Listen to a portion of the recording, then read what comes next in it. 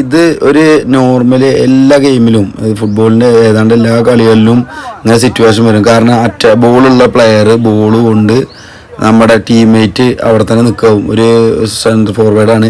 Centre forward നേരെ left ഫോർവേഡ്ക്കോ right ഫോർവേഡ്ക്കോ വരുമ്പോൾ നമ്മളെ റൈറ്റ് ഫോർവേഡ് എന്ത് ചെയ്യും, അവിടെ തന്നെ നിൽക്കും. അപ്പോൾ ആ ഒരു സിറ്റുവേഷൻ വരുമ്പോൾ റൈറ്റ് ഫോർവേഡിൻ്റെ ഡിഫൻഡർ അവിടെ ഉണ്ടാവും, നമ്മളെ സെൻറ്റർ ഫോർവേഡിൻ്റെ ഡിഫൻഡർ ബോളിൻ്റെ കൂടെ വരുന്നുണ്ടാവും.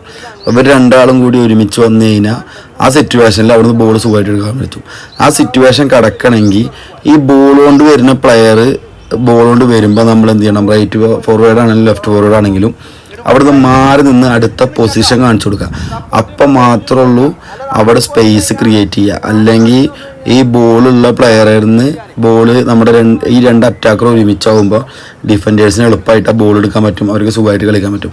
എപ്പോഴും അറ്റാക്ക് ചെയ്യുമ്പോൾ നമ്മൾ എന്ത് ചെയ്യണം, ബോൾ ഇല്ലാത്ത ആളാണ് സ്പേസ് കാണിച്ചു കൊടുക്കേണ്ടത്. ബോൾ